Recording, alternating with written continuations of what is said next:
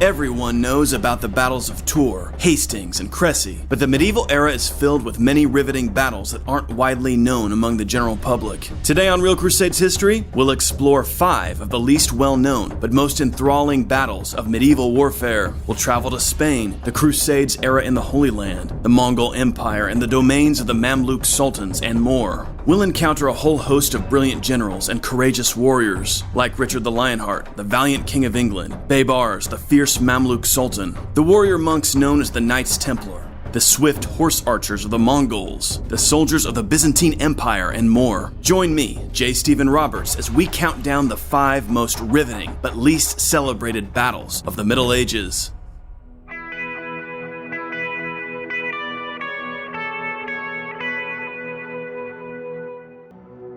When it comes to the Crusades in the Holy Land, the battles of Antioch, Hattin, and Arsuf get the most attention, but the early kings of Jerusalem fought tenaciously to maintain their toehold in the Holy Land while faced off against vast Saracen armies. One of these kings, Baldwin II of Jerusalem, nearly lost everything when he was captured by his greatest enemy. Number 5 is Baldwin II of Jerusalem versus the Atabeg al-Bursuki, the Battle of Azaz in 1125.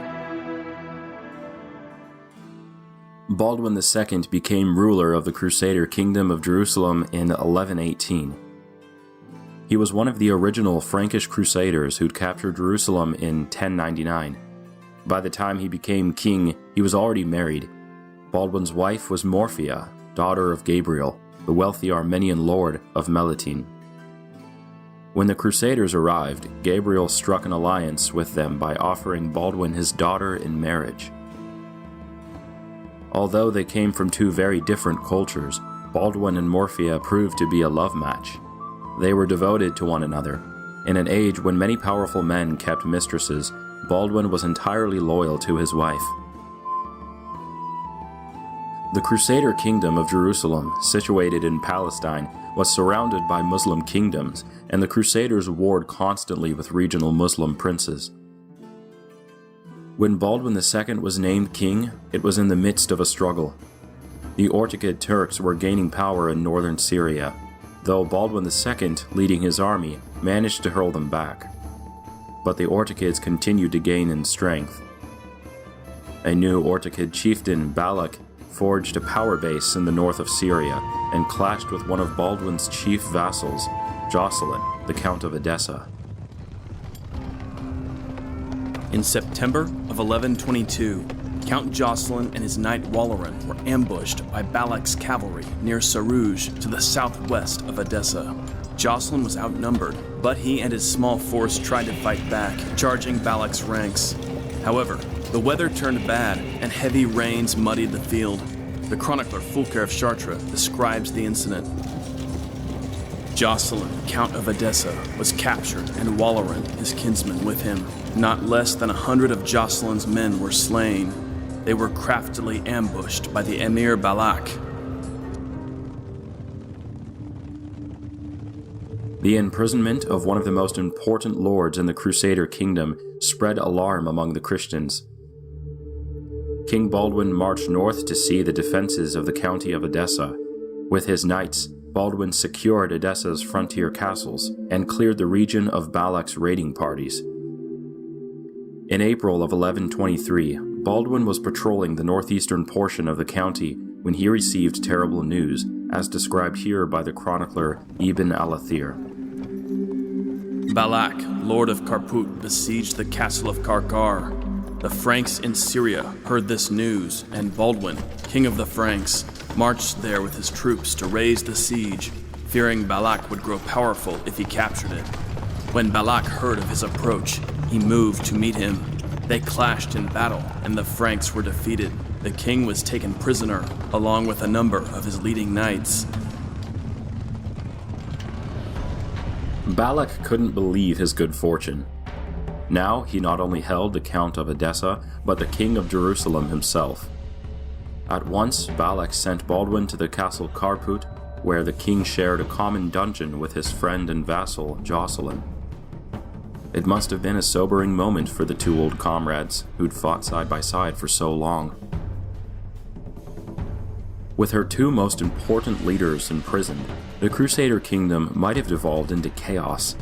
The fact that it didn't is a testament to the strength of Frankish political institutions.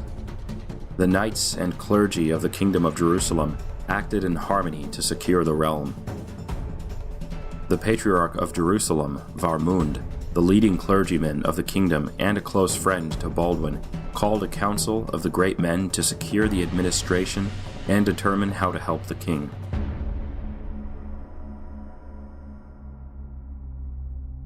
Meanwhile, the Queen of Jerusalem, Baldwin's Armenian wife, Morphia, was deeply disturbed to learn of her husband's capture. At the time, she was at Jerusalem with her 4 daughters, ranging in age from the teenaged Melisende to the 4-year-old Jovetta. It must have been a terrifying moment for the queen and the 4 royal princesses. But Morphia wasn't content to sit and wait. She called upon the resources of her own people, gathering together a band of Armenian warriors to address the crisis. First, Morphia dispatched spies into Balak's lands to determine where her husband was being held. The Armenians learned that Baldwin's prison was Karput, a remote and well-defended fortress in the heart of enemy territory. Fortunately for Morphia, the Armenians she'd gathered together were well-versed in stealth. A plan was hatched for Morphia's band, composed of around 50 Armenians, to sneak into Balak's lands and try to free the king of Jerusalem. Disguised as merchants, the Armenians traveled to Karput. Here they were allowed entry into the castle, along with others who had regular business inside. Castles served economic as well as military functions, so it was not unusual for sellers to enter in to do business. However, once inside, the Armenians threw off their disguises, took out their swords, and attacked the Turkish garrison. Totally surprised, Balak's men were quickly overwhelmed and slain. At once, the Armenians freed Baldwin and Jocelyn from the dungeon, handing them swords. Baldwin, Jocelyn, and the other Franks joined the Armenians in storming through the castle and slaying what remained of the garrison. Some of the Frankish knights still had chains on their arms as they cut down the shocked Turkish troops. Before long, the king and the count found themselves masters of Karput, with a band of Armenian warriors to help them defend it. Baldwin must have been thanking God for having given him such a resourceful wife as his beloved Morphia. The Armenian takeover of Karput was a truly impressive feat. With only a small force, these tough warriors managed to sneak into a well-fortified castle, overwhelm its defenders, and take control in a brilliantly executed operation. But now the situation was perilous. Karput was deep within Balak's realm, and Baldwin knew that he couldn't hold it for long. Almost immediately, Turkish reinforcements arrived and began to surround the castle. It was only a matter of time before Balak arrived with a thirst for vengeance. To complicate things, the king found that Balak's harem was filled with Christian Armenian women, many of whom had helped in the takeover of the castle in the initial fray. Between the Armenian warriors, the women, and the Franks who had been sprung from the dungeons, the king had a fair number of people to consider. He couldn't just lead them all out of Karput. They'd all be captured and surely executed by Balak. Instead, Baldwin decided to send Jocelyn along with 2 Armenians to sneak out of Balak's territory to seek aid from the Crusader states. If the Crusaders could get an army to Karput, Baldwin could at least hold it until they arrived. Jocelyn agreed, and the plan was put into action. It's remarkable that the king didn't elect to sneak out of the castle himself. He easily could have, but instead he chose to remain in this perilous situation with those who had fought so bravely for his freedom.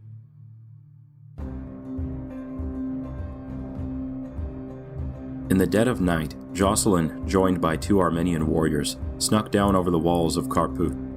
Unnoticed, the 3 slipped through the Turkish forces camped outside the castle. Together, Jocelyn and his comrades passed stealthily through Balak's domain, hiding by day and moving overland by night. At last, Jocelyn crossed the river Euphrates and entered his own territory, the county of Edessa. A peasant recognized Jocelyn and welcomed him with joy, for Jocelyn had been generous to his family. With the help of this peasant and other locals, Jocelyn returned to his fortress of Turbessel, where his men rejoiced at his return. At once, Jocelyn rode to Antioch, where he demanded that the patriarch of the city, Bernard, join him in raising an army to rescue the king. But the patriarch refused, insisting that the mission was too dangerous. Greatly annoyed at this, Jocelyn sent word further south to Jerusalem, asking for troops to help in his rescue mission.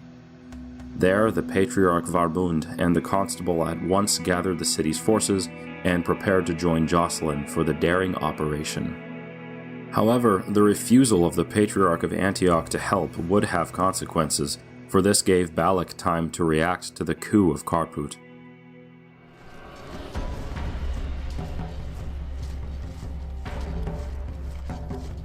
Rapidly, Balak brought his army up before Kharput and surrounded the castle. Balak called up to King Baldwin on the castle's walls, insisting that if only the king would surrender the fortress, he would be allowed to depart for his own lands. Baldwin did not trust Balak and knew well that the emir would never allow him to escape so easily. The Christian chronicler William of Tyre recounts the scene. The king, however, felt confidence in the strength of the citadel and hoped that with the assistance of those who had joined him there, he might be able to hold the place by force until aid arrived. He therefore rejected the offered terms and continued to defend the fortress vigorously. Enraged, Balak brought up his siege equipment and began pounding at the castle walls. The Armenians and the Franks put up a valiant defense, hoping all the while to see Jocelyn arriving with reinforcements. However, Balak's siege machines prevailed. The wall was breached and Balak's Turks poured into the castle. The emir showed no mercy. He gathered up all the Armenians, the women included, and hurled them to their deaths over the castle walls. Only the king, Waleran, and a few of the Franks were spared, as they were too valuable to be killed. This must have been a devastating moment for the king, who had risked everything to stand with these heroic men and women. Baldwin must have been wondering what had become of Jocelyn's rescue effort. Little did he know that Antioch's patriarch Bernard had failed to provide the needed help. King Baldwin and Waleran were transferred even deeper into Balak's territory, to the fortress of Haran. Meanwhile, Jocelyn was on his way with the forces of Edessa and Jerusalem, only to learn about the fate of Kharput. Haran was too far away to carry out a rescue mission. Disheartened, Count Jocelyn turned back, surely cursing the Patriarch of Antioch.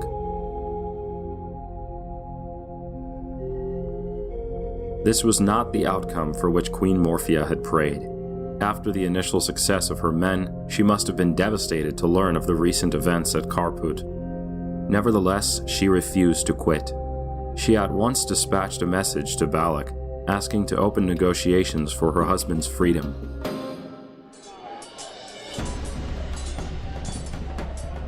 But things began to go badly for Balak. One of his own vassals, the Emir of Menbij, rebelled against him. Balak arrived with his army to try to suppress the rebellion, but he was struck with a stray arrow. As he lay bleeding to death in his tent, Balak mumbled that his end would be a disaster for the Muslims. Now Balak's relative Timur-Tash took power among the Ortikids. Timur-Tash was far less warlike than the late Balak, and simply wanted to profit from King Baldwin as quickly as possible. He handed the Frankish king over to the emir of Shaizar, Sultan, asking him to negotiate a hefty price with the Franks for the release of their king. Queen Morphia joined Count Jocelyn in the county of Edessa to arrange for the king's release. Timur-Tash demanded a high price. He wanted 80,000 dinars and the fortresses of Athareb, Azaz, Kafarteb, and Zardana. 20,000 dinars were to be given over in advance, along with prestigious hostages. Baldwin's youngest daughter, the Princess Jovetta, and Jocelyn's son, also called Jocelyn, a boy of 11. These were hard conditions, but the queen and count agreed to them. The princess and young Jocelyn were to be guarded over by their own entourage of Franks and Armenians at Shaizar. The Emir Sultan of Shaizar was on good terms with the Crusaders, and Morphia and Jocelyn believed that the hostages would be well treated during their time in Sultan's household. After the hostages were handed over and the first installment paid, King Baldwin, at last, was released from captivity. Riding the stallion on which he'd been originally captured, he departed Haran in June of 1124 and rode with his men to Shaizar to visit the hostages and confer with Sultan. The king found that the hostages and their entourages were indeed afforded rich accommodations at Shaizar. Sultan received Baldwin as honored guest and treated him to a lavish banquet. Finally, Baldwin departed, and by August arrived in Antioch, where he was at last reunited with his beloved wife and queen, Morphia, and his companion in arms, Count Jocelyn. At Antioch, King Baldwin moved to carry out the terms of his ransom. However, once again, the Patriarch Bernard of Antioch proved an obstacle. The castles promised to Timur-Tash belonged to the Principality of Antioch, and Bernard insisted that Baldwin had no right to hand them over to the enemy. Whether willingly or not, Baldwin ultimately agreed that Bernard was correct, and sent word to Timur-Tash, informing him apologetically that he could not honor the original agreement made by his wife and his vassal.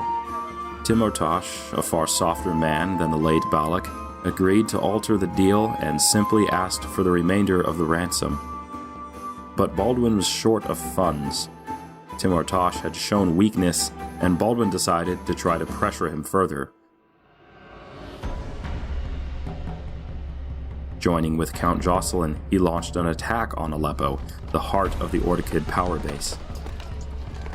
The chronicler Fulcher of Chartres says that Baldwin was trying to force Timur-Tash to release the hostages or to take the city itself, which was suffering from a famine at the time. Timur-Tash neglected to defend Aleppo. He remained at the main Ortikid fortress of Mardin and ignored pleas from Aleppo's garrison for assistance. For 3 long months, Baldwin and his allies harassed the town. Desperate for help, the Muslim defenders sent an embassy east to the ruler of Mosul, the Atabeg of Il-Bursuki. With Balak dead, Bursuki saw the opportunity to expand his own power in northern Syria. At once, Bursuki sent his officers to take control of the garrison at Aleppo. Meanwhile, Bursuki formed an alliance with the powerful emir of Damascus. Combining their armies, they sent out to relieve Aleppo. Hearing of their advance, Baldwin withdrew, returning to Antioch in January of 1125. The Arab chronicler Ibn al-Qalanisi recounts how this bolstered Bursuki's reputation. By this noble action, Il-Bursuki acquired great merit and renown, and having entered Aleppo, he governed it with uprightness and protected the interests of its people, and made every effort to defend the city and keep the enemy at a distance from it. Now ruler of Mosul and Aleppo, Bursuki received the backing of the Sultan in Baghdad. Tadikin of Damascus submitted to him as a vassal. Bursuki was now the most powerful Muslim prince in the north of Syria, and poised to launch a major campaign against King Baldwin. In May, Bursuki and Tadikin launched an invasion of Crusader lands. They sacked and captured the fort of Kafarteb in the Principality of Antioch, and laid siege to Zardana. King Baldwin responded immediately. He gathered the Jerusalem army and was joined by the Knights of Edessa under Jocelyn. Baldwin led the Crusaders towards Zardana. Before this advance, Bursuki withdrew, moving northeast to attack the Crusader castle of Azaz. Baldwin followed him, and there, on June 11th, 1125, the Crusaders and the Turks clashed in one of the fiercest battles in the history of the Crusades. The Crusaders were outnumbered. Bursuki and Tadikin trusted their superior numbers and launched a direct attack. Baldwin and Jocelyn executed a feigned retreat. Drawn in by the ruse, the Turks gave chase. At a pre-planned location, the Crusaders veered around and gave charge. Fulcher of Chartres describes the moment. Our king, seeing this, hesitated no longer, but armed with the protection of prayer and the sign of the cross, shouted, "God help us." With a loud blast of the trumpets, he attacked the Turks and ordered his men to do the same, for they did not dare to begin the battle until the king had ordered it. The Turks, in truth, at first resisted bravely. Then, by the will of the Creator of the universe, they wilted in despair and became confused by the great carnage, and those who could turned and scattered in flight. The Muslim chronicler Ibn al-Qalanisi also recounts the battle. The two armies met, and the army of the Muslims was broken and dispersed, with severe losses in killed and captives. The Muslim forces fled in disarray, pursued by the Crusaders, who seized their baggage. The battle was a decisive victory for the Christians. From the booty collected, King Baldwin amassed the funds to redeem his daughter and Jocelyn's son.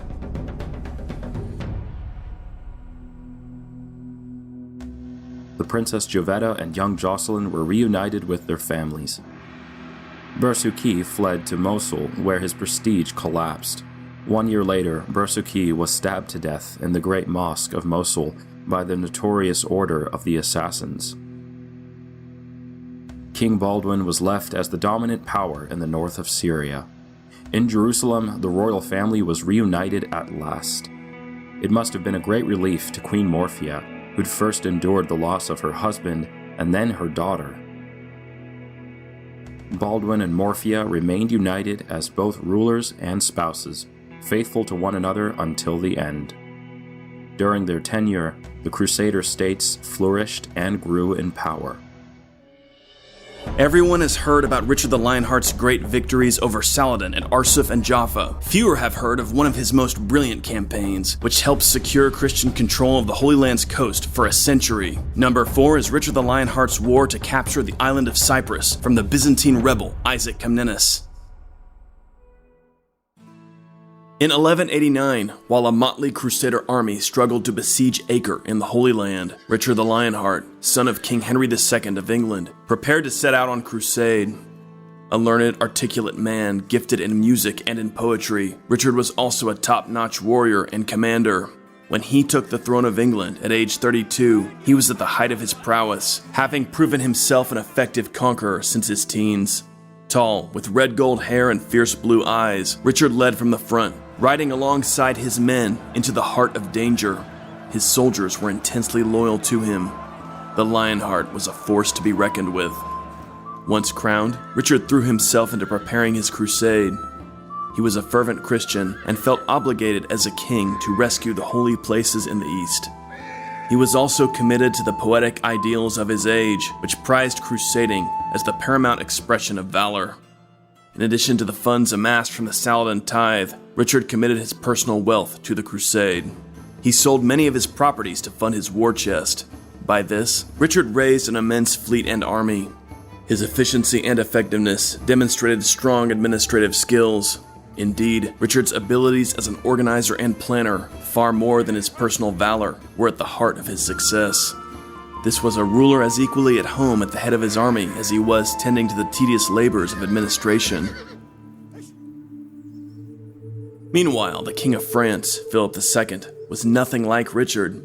At 25, Philip was slight and sickly, blind in one eye, and intensely jealous of Richard, who was, in theory, his vassal. Despite these shortcomings, Philip was a calculating and shrewd man, unscrupulous in seeking his interests, and obsessively committed to the victory of his Capetian line over the Plantagenets. Unlike Richard, Philip felt no higher calling to the crusade, but was pressured into joining the expedition as a result of the mood throughout Europe. His organization was half-hearted, and the force he produced poorly funded. In addition, Philip did not command the loyalty that Richard did, and his control over his vassals was always tenuous. Richard and Philip departed in July 1190, traveling by sea with their forces to the east. Both kings stopped in Sicily en route to the Holy Land. Here, tensions flared up between Richard and Tancred, the island's ruler. Tancred had recently seized the throne after the death of King William II of Sicily, who had been husband to King Richard's sister, Joanna. Currently, Tancred held Joanna prisoner. Richard demanded that she be released, along with the full sum of her dowry. At first, Tancred resisted, but Richard quickly overwhelmed Tancred's forces, and Joanna was rescued. From then on, Joanna would be one of Richard's companions during the crusade. Unlike his other siblings, Richard was close to Joanna, and the two seemed to have had similar personalities, sharing a love of music, poetry, and horses. The Lionheart added the wealth of his sister's dowry to his well-funded war chest. At the end of March 1191, Philip sailed on to the Holy Land, but Richard remained to meet his mother, Eleanor, who arrived in Sicily with the daughter of the King of Navarre, Berenguela. This Spanish princess was to be the Lionheart's bride, and Richard greeted her with much fanfare. Richard himself sailed with his fleet for the Holy Land on April 10. However, Richard's passage was hindered by a major storm. Several ships were blown off course and wrecked on the coast of the island of Cyprus. Cyprus, famed for its vineyards and cedars, had long been a possession of the Byzantine Empire. But 5 years prior, Isaac Ducas Comnenus, a rogue member of the imperial family, had arrived and taken control of the island, declaring himself to be the legitimate emperor of Byzantium. To maintain his rule in defiance of the emperor in Constantinople, Isaac struck an alliance with Saladin. When he learned of the misfortune of some of the Lionheart's ships, Isaac at once dispatched men to loot the wreckage and capture the survivors. However, one ship in particular interested Isaac, the royal ship, carrying Richard's sister and his bride-to-be. This vessel had not been wrecked, but had been blown off course like some of the others, and on April 24 dropped anchor off the southern coast of Cyprus near Limassol. Isaac knew that if he could acquire the king's sister and his fiancée, he would have a powerful tool by which to control the Lionheart. At once he dispatched messengers to the anchored ship, asking the ladies to disembark and come ashore as his honored guests. Joanna and Berenguela weren't fooled and flatly refused. On May 5th, Richard arrived, relieved to find Berenguela and Joanna safe. However, when he learned that Isaac had imprisoned some of his men, he was furious. He had once dispatched a messenger to the so-called emperor, demanding the release of his men and the restoration of the plunder. Isaac refused. He bolstered the defenses of Limassol, assembled his army, and prepared for war. Richard now launched an invasion of Cyprus, which is remembered as one of the most remarkable operations of the Middle Ages. Isaac stripped Limassol of everything that could be moved: doors, furniture, benches, chests, stone, anything that could be used to fortify the beach. Isaac then arranged his army in a defensive position behind these makeshift defenses. Richard and his men were undeterred. Rowing ashore in small boats, the Lionheart and his forces leapt onto the beach. Isaac's archers loosed a volley of arrows, while Richard personally led the charge at the enemy troops. Faced with the Lionheart's fury, Isaac's men broke and fled. Richard entered Limassol, where his men found an abundance of wine, meat, and grain. Isaac retreated, pitching camp about 5 miles from the city. He declared his intention to give battle the next day, and then settled in for a night's sleep. Meanwhile, Richard unloaded his horses and had them exercised by moonlight, while his scouts surveyed Isaac's position. On waking the next morning, Isaac found his camp totally surrounded. Richard launched the attack, and Isaac's forces were crushed, with Isaac himself barely escaping, still dressed in his night clothes. Richard seized his enemy's standard, treasure, and horses.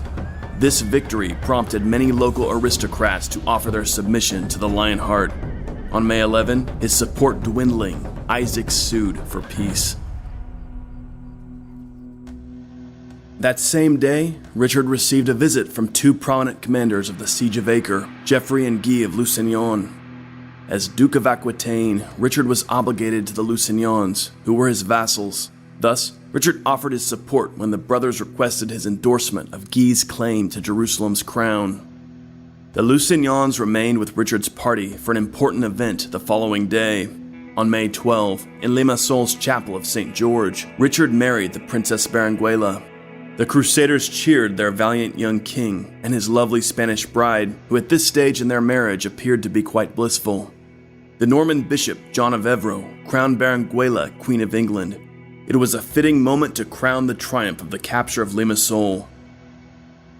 Soon after, Isaac presented himself before Richard to confirm the peace.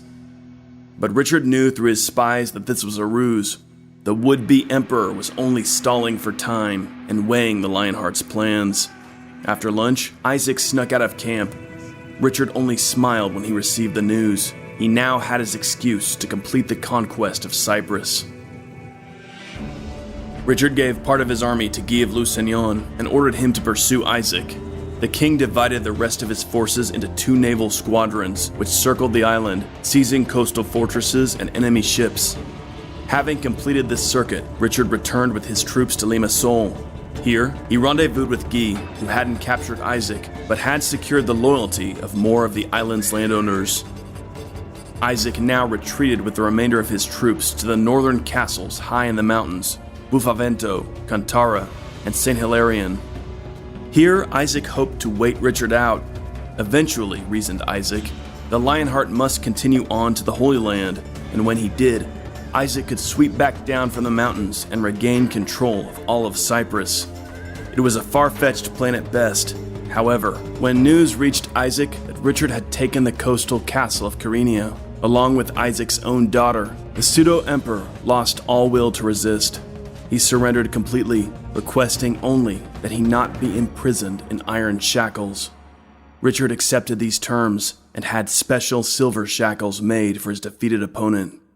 Isaac's daughter was placed in the custody of Queen Berenguela and the Lady Joanna. By June 1st, the whole of Cyprus belonged to Richard the Lionheart. Richard's conquest of Cyprus is sometimes viewed as a distracting prelude to the main action, but in fact, it was one of the most important achievements of the Third Crusade. Cyprus was a wealthy island and strategically positioned just off the coast of Syria-Palestine. Possession of this island provided a valuable source of provisions, as well as the perfect staging ground for future crusades. In the immediate aftermath of his victory, Richard used Cyprus to provide food, supplies, and horses to the Crusaders besieging Acre. Cyprus would serve a similar function for the remaining history of the Crusades, and would be a possession of Latin Christendom for the next 4 centuries. The Cyprus campaign is also a remarkable example of Richard's brilliance as a general. The mountainous terrain made Cyprus difficult to fully subdue, but, as John Gillingham points out, the operation was finally conceived and methodically carried out. Having secured a critical supply base for the crusade, Richard now set off to join his fellow Christian warriors at the siege of Acre. The Battle of Hattin in 1187 is the most celebrated Muslim victory during the Crusades. However, another battle fought between the Ayyubids of Egypt and St. Louis IX, King of France, had more long-term consequences. Number 3 will take us all the way to Egypt, and one of the final great battles of the Holy Land Crusades, the Battle of Mansoura in 1250. In 1244, the Crusader kingdom in the Holy Land lost Jerusalem for the second time. That year, the Khwarezmian Turks attacked and captured the Holy City, burning it, massacring the inhabitants, and leaving it in a state of almost total destruction. News of the razing of Jerusalem spread to the west, where Christians reacted with horror. The King of France, Louis IX, was particularly troubled by the reports. Deeply pious, King Louis took vows in 1244 to lead a crusade to rescue Jerusalem. Already, Louis was widely recognized as a just and morally upright king who took seriously his obligations both to God and to his subjects. As a Christian king, he viewed crusading as one of his most important duties. After a long period of preparation, Louis and his fleet set sail for the Holy Land in 1248. His army, composed of about 15,000 men, including around 2,500 mounted knights, assembled on the Christian-held island of Cyprus. Here, they prepared for their first objective, Egypt. Ever since the end of the Third Crusade, it was agreed that any Crusader army wishing to secure Jerusalem must first conquer and control the enormously wealthy Egypt, which was the power center of the Ayyubid Muslims, who dominated the region. Louis's fleet departed Cyprus in May of 1249. In early June, they arrived at the coastal city of Damietta, the gateway to Egypt. The Ayyubid Sultan, As-Salih, was determined to resist Louis's landing. But the French army quickly captured Damietta on June 6. Louis and his army occupied Damietta, which would now serve as a base from which they could conduct operations in Egypt. As-Salih and his forces retreated up the Nile to the fortified town of Mansoura.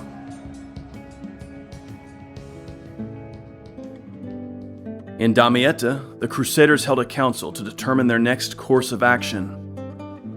At once, there were strong disagreements. Louis's brother, Robert, the Count of Artois, argued for an immediate advance on Cairo, the capital of Egypt, and the heart of the Ayyubid Empire.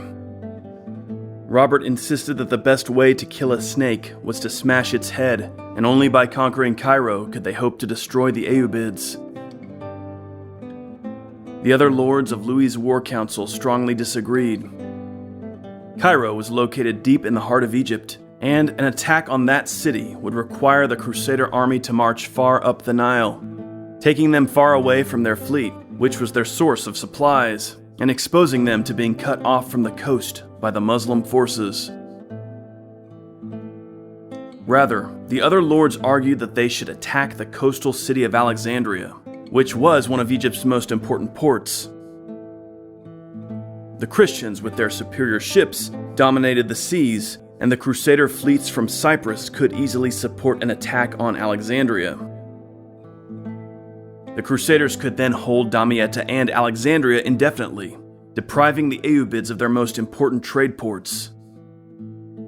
This would greatly weaken the Ayyubids and make them less capable of controlling Jerusalem. Robert vehemently argued against this strategy, viewing it as too cautious and ultimately ineffective. Louis agreed with his brother and rejected the advice of his other counselors. Crucially for Louis, he viewed the quick fall of Damietta as a sign from God that he would bless the crusade. For Louis, it was time to take a bold leap of faith.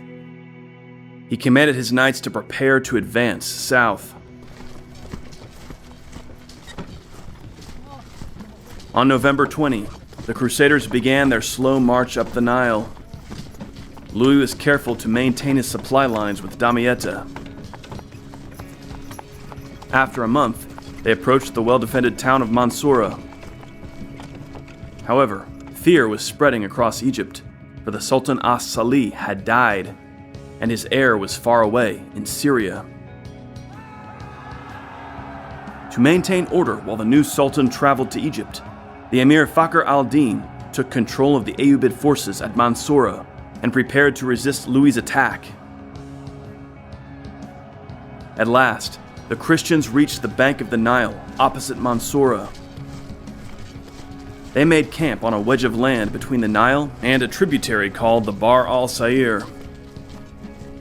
On February 7, 1250, local people showed the Crusaders a reliable crossing point, and on February 8, French knights began to move across the river. First to make the crossing was an advance force led by Count Robert of Artois and bolstered by Templars, Hospitallers, and English horsemen led by William Longsby. Robert's orders were to secure the bridgehead and wait for the rest of the army. However, Robert at once led his force in an attack on the Muslim military encampment in front of Mansoura. The assault took the Muslims by surprise, and Fakhr al-Din was himself killed in the fighting. Panicked, the Egyptian forces retreated into Mansoura. Fired by this success, Robert decided to try and press his advantage, and chased after the Ayyubid troops, hoping to quickly capture the town. However, Robert's luck ran out. Although their commander was dead, the Egyptian forces rallied under the Mamluk Baibars, who led a counterattack. In the narrow streets of Mansoura, Robert's cavalry could not operate effectively. Count Robert was himself killed in the fighting, and his force was almost completely annihilated. Meanwhile, King Louis IX and his main cavalry crossed the Bahr al-Sahir to find that their advance force was destroyed. Their backs to the Nile, the Crusaders were now faced with a confident and battle-ready Ayyubid army, well positioned before Mansoura. At once, the Mamluks led the Muslim troops in an attack on Louis's army. The Crusaders were in a difficult situation. With the Nile behind them, they could not retreat. Louis's tactics were to force a march toward a position directly opposite the previous Christian camp on the other side of the river, where he could hope for reinforcements from the infantry and crossbowmen still on the other side. However, the pressure from the enemy attack was intense, and in places the Crusader cavalry broke off into splintered skirmishes with the Muslims. Enemy arrows particularly devastated the Christians. Fighting lasted all day, with the Crusader forces being worn down. The Ayyubid army was continuously reinforced from Mansoura, and Louis was never able to deploy a cavalry charge.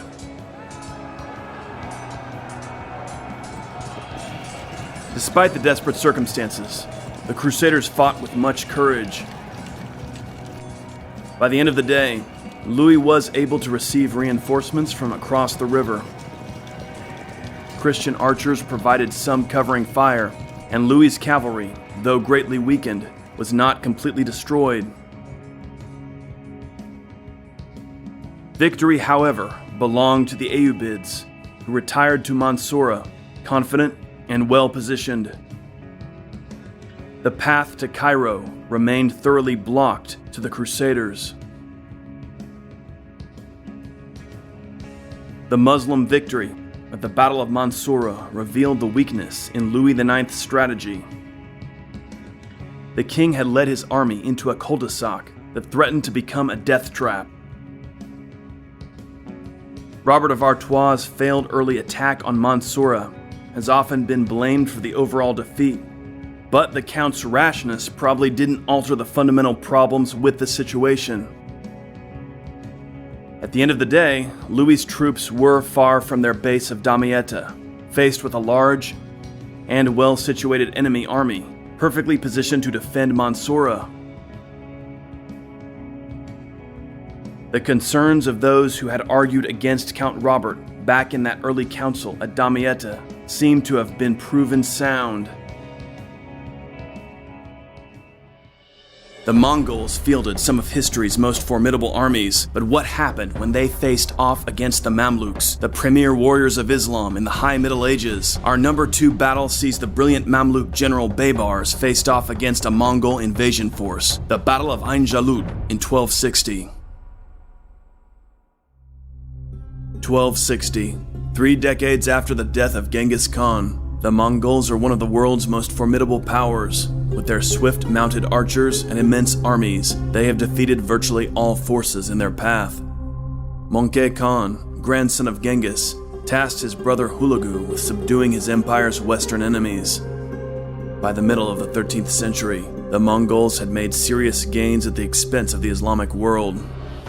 In 1258, Hulagu annihilated Baghdad, the seat of the Abbasid caliphs. He next entered Syria and subdued Aleppo and Damascus. Now, he had only to break the Mamluks who ruled Egypt. He dispatched a messenger to Qutuz, Sultan of Egypt, with the message, "We have conquered vast areas, massacring all the people. Fortresses will not detain us, nor armies stop us." Qutuz responded by beheading the Mongol envoys and displaying their heads on the gates of Cairo. But the death of Monkey prevented Hulagu from responding immediately. Hulagu departed the Levant for Mongolia to join in the political wrangling that always followed the death of the Great Khan.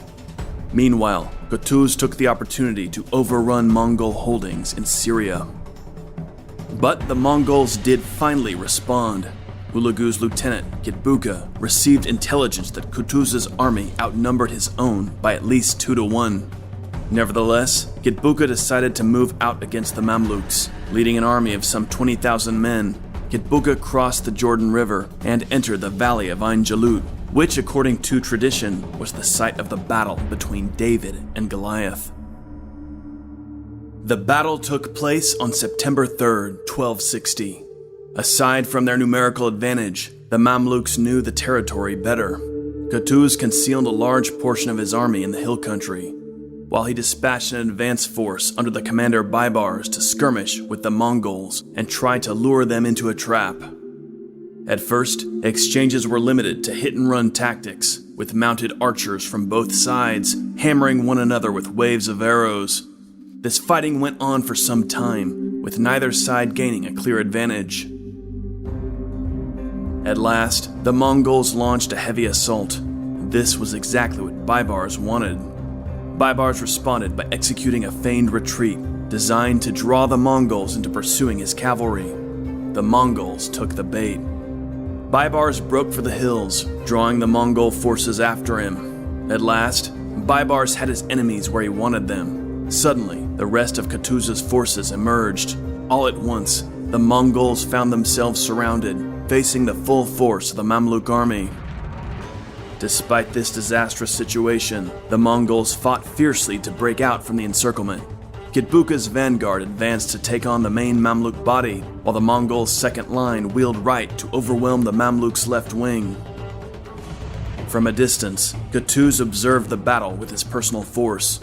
When he saw the Mongols overwhelming his left wing, the Sultan threw off his helmet so that all his men could see his face. "O my Islam," he cried out. He sent his right wing to support his crumbling left wing. For hours, the Sultan struggled to regain his left side. Eventually, the Mongols were repulsed, and the Mamluks' left side was restored. Kutuz dispatched his reserves to his far wings to bolster his position at these vulnerable points.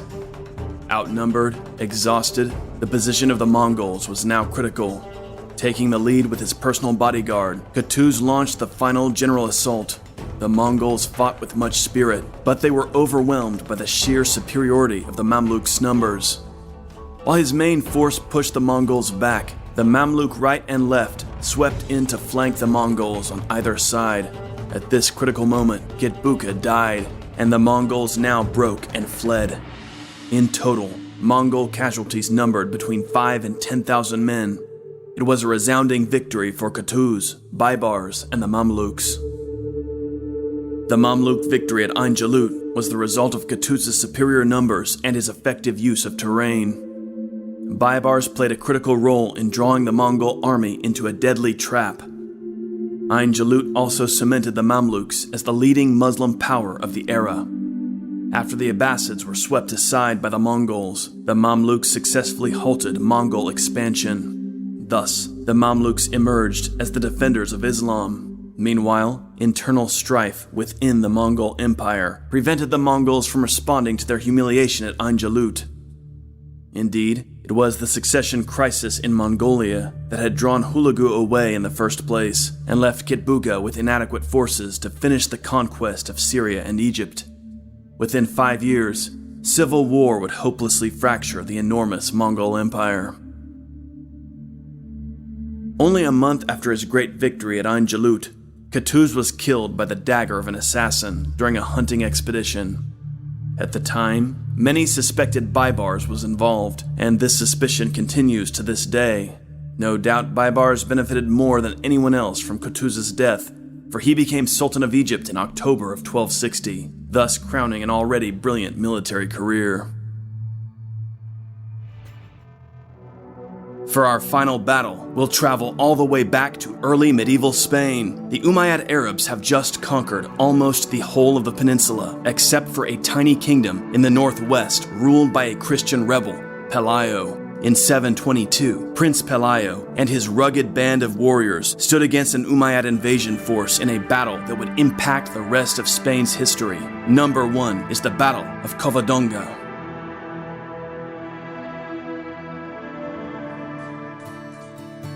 The legal status of the conquered was determined by religion. According to Islamic law, Christians and Jews were considered people of the book, those who had received some divine revelation through sacred writings.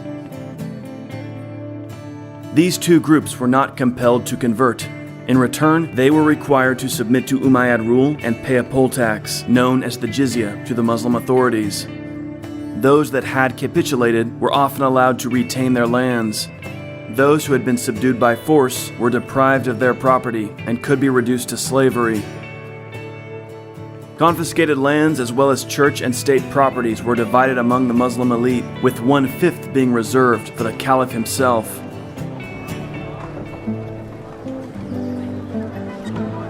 Christians subject to Muslim rule began to adopt some of the customs of the Arabs. They came to be called Mozarabs, that is, like Arabs. Mozarab communities existed in Toledo, Córdoba, Sevilla, Mérida, and other cities. They were governed by their bishops, who were accountable to the Muslim administrators. Over time, many Christians and Jews converted to Islam. Converts and their children were no longer subject to the jizya tax. Thus, the Muslim authorities were often less than enthusiastic about conversions. Slaves could also gain freedom by converting. However, the descendants of converts were long held in contempt by the original class of Arab conquerors. For many years, only those related to the first Muslim settlers were eligible for the highest positions in society and government.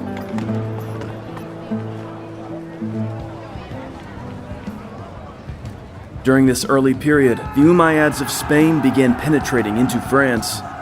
At the time, France was ruled by the decadent Merovingian dynasty, soon to be usurped by the Carolingian Franks under Charles Martel. By 717, the Muslims ruled Barcelona, from which armies could more easily be launched across the Pyrenees. Narbonne fell to the Umayyads in 720. From there, the Muslims raided as far as Toulouse, though in 721 they were defeated while battling Odo, Duke of Aquitaine. 4 years later, the Muslims captured Carcassonne and even plundered into Burgundy.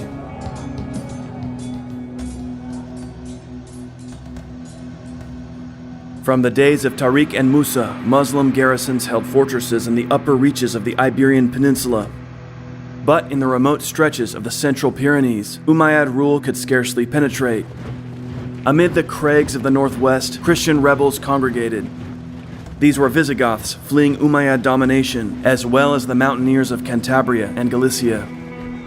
Together, these tough and resilient warriors would lay the groundwork for the upstart kingdom of Asturias and the future Reconquista of Spain. The first leader of this Christian resistance was a Visigothic nobleman called Pelayo. Our earliest sources for his life are sparse, and he remains a figure of obscure origin. Supposedly, he was a grandnephew of King Roderick. Later accounts claim that he was born of the royal house, but this may have been an attempt to establish the Asturian kingdom as the valid successor state to the extinct Visigothic monarchy. More than likely, Pelayo was simply a motivated and daring nobleman who threw up the banner of rebellion and rallied a band of Christian warriors to his cause. An account of Pelayo's uprising comes to us from a late source, the 9th century chronicle of Alfonso III. The chronicle describes Pelayo as the sword-bearer of the Visigothic kings. Apparently, Pelayo, like many Visigothic nobles, had submitted to Munuza, one of Tariq's lieutenants, and the governor of Gijón. Munuza became attracted to Pelayo's sister, and so he dispatched Pelayo to Córdoba on a diplomatic mission. After Pelayo set off on this journey, Munuza took Pelayo's sister as one of his wives. When Pelayo heard of this, he was enraged. At once, he renounced his submission to the Umayyads, gathered a band of rebels around himself, and struck off into the mountains to launch a resistance. Since it comes to us from a later account, this story cannot be confirmed nor entirely discounted. Historians have often noted that it seems too good a tale to be true, and if it is not entirely legendary, it might contain later embellishments. But then again, if we were to discover one day that the tale was indeed based in fact, it wouldn't be the first legend that surprised us for being factual. What history does confirm is that sometime in the first years after the Arab conquest, Pelayo launched a Christian rebellion in the Asturian mountains, and the Umayyads took actions to crush him. The emir launched an expeditionary force to the north, led by the general Alcama, accompanied by Bishop Oppas of Sevilla, one of the Visigoths who betrayed Roderick at the Battle of Guadalete. The Chronicle of Alfonso III provides details of the encounter, though our understanding of the battle that followed remains obscure.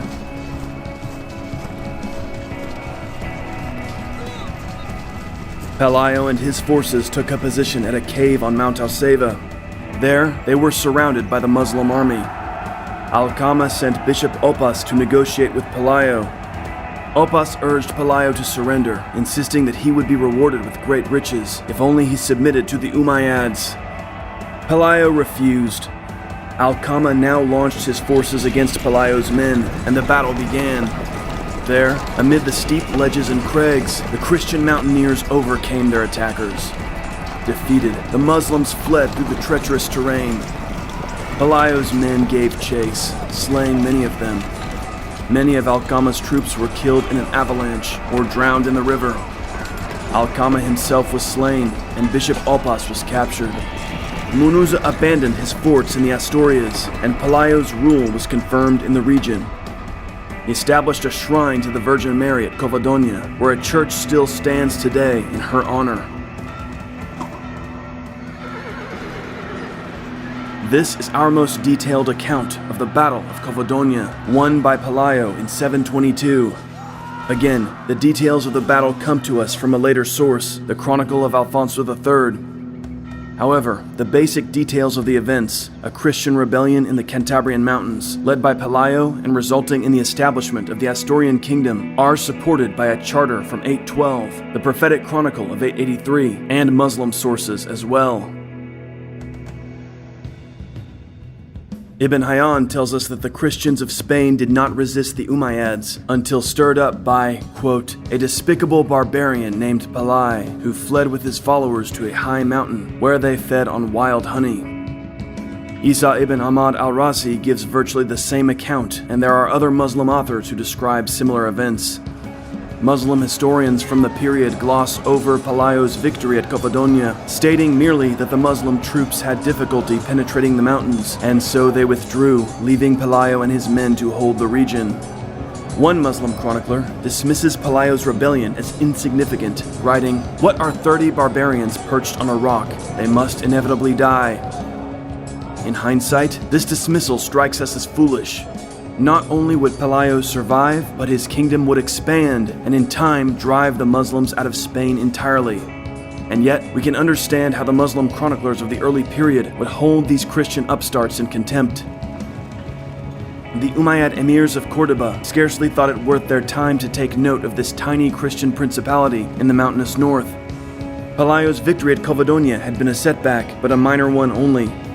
By the close of the 8th century, the Muslims dominated the vast sweep of Spain, and Pelayo's heirs in the Asturias still seemed unimportant.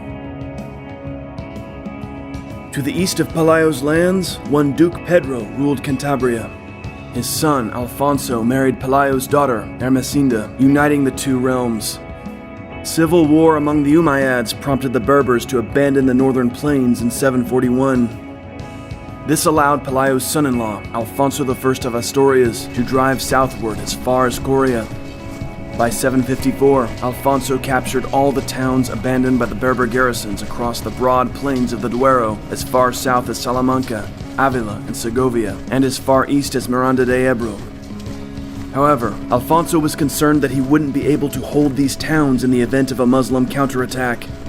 And so, he devastated the region, burning all the fortifications, and taking the local Christians back with him to his northern domain.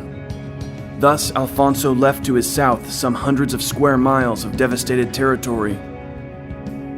For centuries, the Duero Valley would remain a no-man's land, dividing the Christian and Muslim domains. Support my work by joining me on Patreon, where I post behind-the-scenes bonus content and more. Click on the Patreon link on your screen or see the link below in the description for Real Crusades History on Patreon. Now check out our video on Queen Isabel of Spain and her conquest of Granada in 1492. Click on the link on your screen. You'll also find our Queen Isabel video linked in the description below.